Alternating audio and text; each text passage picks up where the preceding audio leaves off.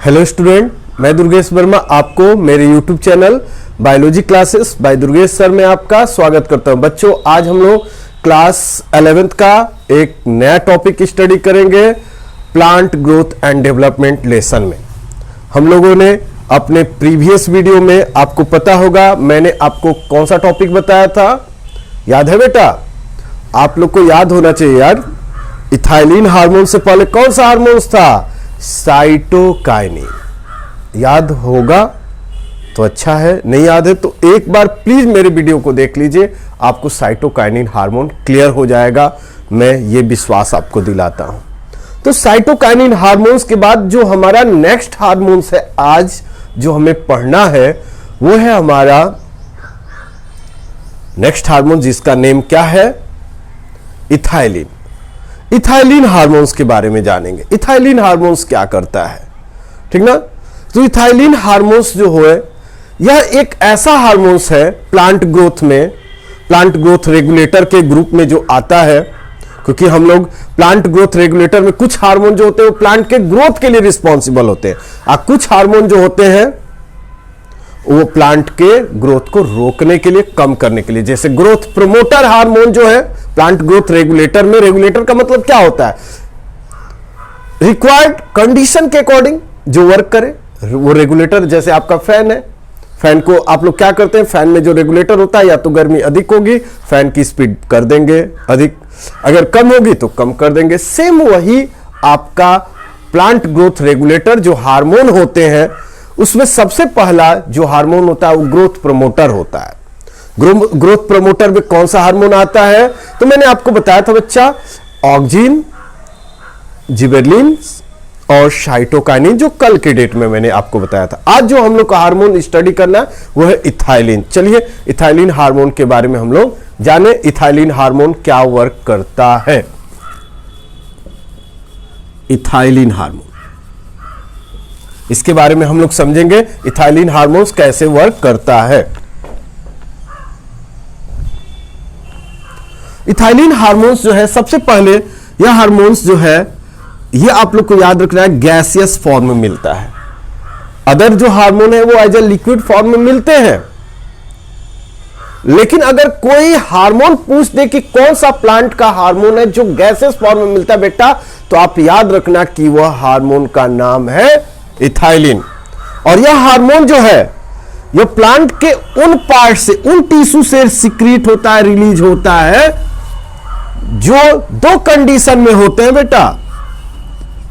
दो कंडीशन में, एक कंडीशन है सेनेसेंस, जो मैंने आप लोग को कल के डेट में बताया है।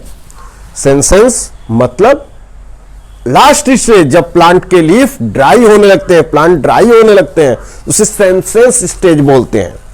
जैसे बच्चों में नहीं होता है चाइल्ड एज, एडल्टहुड एज, इसको ओल्ड एज, इसी तरह जान लो ना बेटा। एडल्ट एज के बाद जो ओल्ड एज आता है, वैसे प्लांट के जो पार्ट ओल्ड एज में आ जाते हैं, डिस्ट्रॉय होने के कंडीशन में आ जाते हैं, तो वो कहलाता है सेनेसेंस। जैसे लीफ का ड्राई हो जाना सेनेसेंस कहलाता है, ठीक ना? और दूसरा राइपनिंग ऑफ फ्रूट। जब राइपनिंग ऑफ फ्रूट्स, और ये दो जो है पार्ट के जो टिश्यू होते हैं, वहां से एक हार्मोन रिलीज होता है, जिस हार्मोन का नेम है इथाइलिन। यह इथाइलिन हार्मोन्स जो है, यह प्लांट में किसके लिए रिस्पॉन्सिबल होता है, क्या करता है, वो आज हम लोग को जानना है। लेकिन मैं आशा करता हूं कि अभी तक आपको जो मैंने बताया, और सिंपल कोई पूछ दे कि from which part of the plant the ethylene hormone secreted, your answer is senescence and second is your ripening of fruit. ये क्लियर हो गया? ये दो रीजन, मतलब प्लांट का अगर कोई पार्ट सेनेसेंस स्टेज में है तो वहां भी कौन सा हार्मोन सिक्रीट हो रहा होगा? इथाइलिन। अगर प्लांट के फ्रूट्स जो राइपनिंग कर रहे हो, वहां कौन सा हार्मोन्स है, ये यहां तक जान लीजिए कि राइपनिंग के लिए अगर कोई पूछ दे कि कौन सा हार्मोन्स रिस्पॉन्सिबल होता है फ्रूट्स के, तो your answer is ethylene. Okay, चलते हैं आगे, समझेंगे कंसेप्ट को बेटा, अच्छे से समझना है। तो ये दो वर्क के लिए तो रिस्पॉन्सिबल है ही। एक है आपका abscission of leaves and flower. जो फ्लावर और लीव्स, एब्सिशन मतलब गिरना, अक्सर आप देखते हैं लीफ गिरता है, तो कोई पूछेगा लीफ जो गिर रहा है इसके लिए कौन सा हार्मोन्स रिस्पॉन्सिबल है, किसके प्रमोट करने से, किसके एक्शन पर। तो दो हार्मोन होते हैं, एक और पढ़ाऊंगा वो भी इस एक्शन के लिए रिस्पॉन्सिबल होता है। इसके साथ यह भी हार्मोन्स जो है, यह भी abscission of leaves and flowering के लिए रिस्पॉन्सिबल होता है, ये आप लोग याद रखिएगा, ठीक है। इसके अदरवाइज और भी फंक्शन ये करता है, जैसे रेट ऑफ रिस्पिरेशन को ये बढ़ा देता है, यह रेट ऑफ रिस्पिरेशन को बढ़ा देता है, और रेट ऑफ रिस्पिरेशन जब बढ़ा देता है राइपनिंग को के लिए रिस्पॉन्सिबल होता है। तो रेट ऑफ रिस्पिरेशन को बढ़ाना प्लांट में, फ्रूट्स के राइपनिंग में, तो यह आपका कहलाता है रिस्पायरेटरी क्लाइमेटिक। आपके बुक में दिया गया है रिस्पायरेटरी क्लाइमेटिक। क्या अगर कोई पूछ दे रिस्पायरेटरी क्लाइमेटिक कौन सा हार्मोन है, तो आपका नाम उस हार्मोन का देंगे आपका इथाइलिन हार्मोन्स होता है, आपके बुक में दिया है, जरूर आप देखिएगा। इसके बाद इथाइलिन हार्मोन जो है बहुत सारे अच्छे फंक्शन के लिए रिस्पॉन्सिबल होता है, बहुत सारे फंक्शन के लिए एग्रीकल्चर में। तो अगर आपसे कोई पूछ दे कि इतने जो हार्मोन आप पढ़ा रहे हो सर जी, या आपसे कोई पूछ दे इतने हार्मोन जो तुमने प्लांट में पढ़ा है उसमें वो कौन सा हार्मोन है जो सबसे अधिक एग्रीकल्चर में यूज होता है, तो आपका आंसर होगा इथाइलिन। क्या करता है, तो इसके बहुत सारे एक्शन है जो आपके बुक में दिया गया है।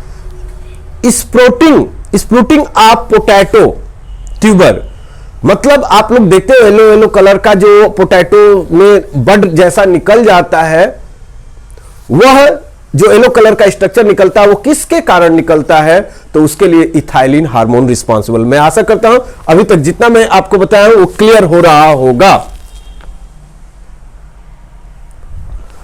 इसके बाद आप क्लियरली समझिएगा, मैंने अभी बताया। इसके बाद और किसके लिए, सीड और बड की डॉर्मेंसी को ये रिमूव कराता है। सीड और बड की डॉर्मेंसी, सीड और बड की डॉर्मेंसी का मतलब क्या होता है कि जब कोई सीड कुछ समय के बाद उसमें जर्मिनेशन की प्रोसेस रुक जाती है, तो अगर आप चाहते कि उसका जर्मिनेशन हो तो उसके लिए किस हार्मोन्स का स्प्रे करेंगे, तो योर आंसर इज इथाइलिन, ठीक ना। इसके बाद बताया गया पाइनएप्पल में यह हार्मोन जो होता है फ्रूट और फ्लावरिंग को के लिए रिस्पॉन्सिबल होता है।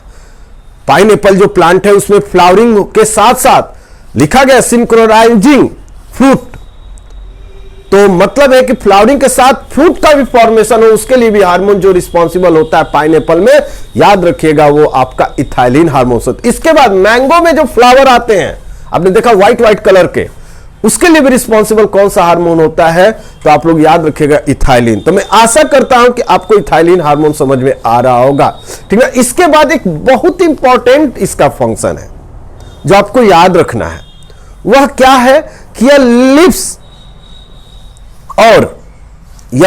और जो टिप सूट का जो टिप रीजन होता है, पैडी में, राइस के जो प्लांट होते हैं उसमें, पैडी के जो प्लांट होते हैं उनमें ये क्या करता है कि उस पार्ट को अगर वो डीप वाटर में उसको ग्रो कराया गया तो वाटर के टच में नहीं आने देता है। याद रखिए किसको, लिव्स को, और किसको, तो सूट को। और जब तक आप लोगों ने सुना होगा गांव में कि जब तक टिप वाला पोर्शन और लीफ जब तक पानी के अंदर न चले जाए तब तक आपका पैडी स्पॉइल नहीं होगा। तो पैडी को अगर स्पॉइल से बचाना है और डीप वाटर है, बहुत ज्यादा पानी जैसे आपके बाढ़ के समय आ जाता है, तो उससे अगर बचाना है टिप वाला पोर्शन न उसके अंदर टच में आए, तो उसके लिए जो हार्मोन रिस्पॉन्सिबल होता है वो आपका कौन सा हार्मोन होता है? इथाइलिन हार्मोन्स होता है। ये आप लोग याद रखिएगा, ठीक ना। इसके बाद सीड के जर्मिनेशन के लिए तो मैंने आपको बताया। इसके बाद जो सीडलिंग होते हैं, सीडलिंग आप देखते हो कि कोई सीड लगाते हो तो दो साइड में ऐसे ऐसे आप देखते हो ना किस तरीके का होकर, और दो साइड में इस तरीके से लीफी स्ट्रक्चर बन जाता है। तो ये दो पार्ट में डिवीजन हो जाना, इसके लिए भी रिस्पॉन्सिबल कौन सा हार्मोन्स होता है? इथाइलिन, याद रखना, ठीक ना। तो इथाइलिन हार्मोन्स जो है ये दो पार्ट में डिवाइड करने में, और इसके साथ हॉरिजॉन्टल ग्रोथ, इस साइड में जो ग्रोथ होती रहती है, इस साइड से ग्रोथ होती रहती है, उसके लिए भी रिस्पॉन्सिबल कौन सा हार्मोन होता है? Ethylene hormones. तो ये वर्क था आपके इथाइलिन हार्मोन का। तो याद रखेंगे इथाइलिन हार्मोन्स एग्रीकल्चर में सबसे अधिक यूज होने वाला हार्मोन इथाइलिन।